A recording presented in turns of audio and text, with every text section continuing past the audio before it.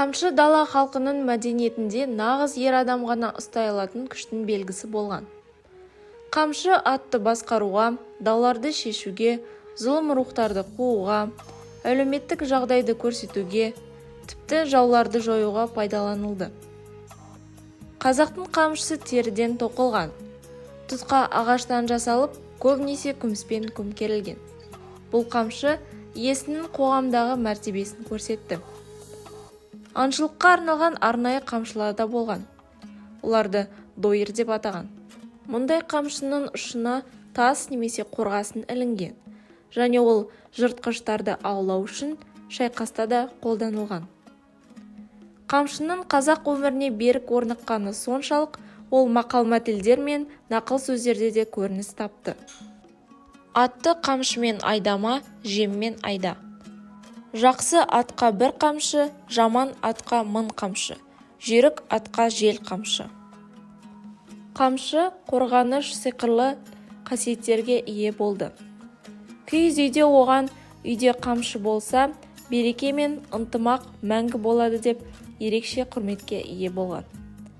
Қамшы ерліктің нышаны болғандықтан ол отбасылық төсек орын үстіне ілінген.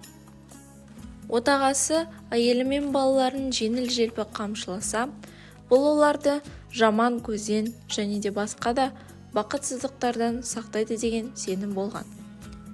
Ержүрек атты халық арасында оттың сабындай мықты деп атаған. Айтпақшы, ер адамның әйелі мен балалары мінез құлқы, олар оны өз істеріне жауап беретіндей етіп соттады. Қамшы қарым-қатынас құралы да болған. Ол арқылы қазақ өзінің ниетін, көңіл-күйін немесе жағдайға деген көзқарасын көрсетті. Мысалы, егер қамшының иесі оның бүйірінен қысса, бұл оның әңгіме бітті деп есептегенін білдіреді. Егер ер адамның бір тізесімен тізе бүгіп, дамасқаны жерге тіресе, бұл оның қандай да бір төтенше оқиға туралы хабар әкелгенін білдіреді. Қолында қамшымен қонаққа баруға тыйым салынды. Бұл жаман ниетті білдіреді. Олар мұны жаудың үйіне кіргенде ғана жасады. Вербалды емес қарым-қатынаста қамшыны лақтыруға болады. Ол қамшының иесіне сөз берді немесе сөйлеушіге өз сөзін тоқтатуға мүмкіндік берді дегенді білдіреді. Егер сот барысында қылмыскер қылмышын ортасына лақтырса, бұл оның олардың шешімімен келіскенін білдіреді. Қамшыны күрт лақтырған кезде ол қарсыласуға дайын екенін көрсетті. Арқан түрлі табиғи материалдардан тоқылған берік арқанның түркі атауы.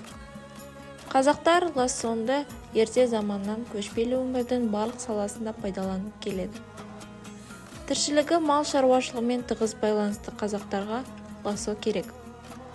Олар оны сәтті пайдаланып, жаумен немесе ат ұрылармен шайқас кезінде шабандоздың мойнына ілмек тастап, оны жерге лақтырып жіберді. Жермен жүгіріп келе жатқан ер адам да дәл осылай ұсталды. Қазақ лассоның көптеген түрлері бар. Олардың әрқайсының өз мақсаты мен атауы болған. Олар негізінен 3 түрлі шикізаттан жасалды: кендір, шикі ет, жүн және мал жүні.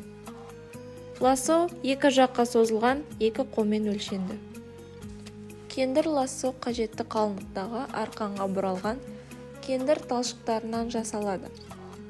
Мұндай лассо киіз үйді тасымалдауға және түйеге жүкті бекітуге арналған. Мұндай лассо қысқа мерзімді және тез шіріп кетеді. Дегенмен, далада оны өндіруге шикізат жеткілікті. Шикі лассо өте төзімді. Оны ірі қара мал терісінің жұқа жолақтарынан біріктіріп, өріп жасайды. Бұрын мұндай лассо әскери жорықтарда және мал сыбырлағанда пайдаланылған. Мұндай лассо жануарды оңай ұстайды. Сол үшін шабандоздар оны жоғары бағалайды. Жануарлардың жүні мен жүнінен жасалған лассо кейде сауға деп те атайды. Қой, ешкі, түйе немесе жылқының жүнін жіңішке жеке жіптерге бұрап жасайды. Кейін олар мақсатқа байланысты қажетті қалыңдықтағы лассоға тоқылады. арқан, белде, басқұр, тарту, тінжік, ат арқан, желі, шылбыр, бұйда және тағы басқа 10-нан астам арқан түрлері бар. Салма лассо кем дегенде бүйірлеріне созылған 12 қолды құрайды. Олар киіз үйді қарлы боран кезінде ұшып кетпеу үшін бекітеді. Ол үшін лассоның бір шеті тұрғын үйдің желге соғатын қазыққа байланады, ал екінші ұшы киіз үйдің өзіне бекітілген. Белдеу лассо киіз үйдің құрылымын нығайту үшін қолданылады. Лассо үйдің ішінен оның қаңқасына, келелерге дейін мықтап оралған. Тарту лассо маңызды жүктерді байлау үшін пайдаланылады. Жүктің салмағына байланысты ол біріктірілді, қосарлы немесе жалғыз қалдырылды.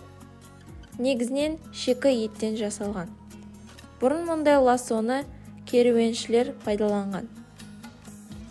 Басқұр лассо киіз үйді орнату кезінде кереге байлауға арналған. Сондай-ақ шикі еттен жасалған. Жалпы арқан мақсатына қарай 3 негізгі топқа бөлінеді. Тұрғын үй құрылысына салма, белдеу, басқұр қолданылады. Ал көші-қон және жүк тасымалдау үшін тарту, қом, қалайы, жіп қолданылған. Ал мал шаруашылығында шалма, ат ласқан, желі, шылбыр, бұйда қолданған.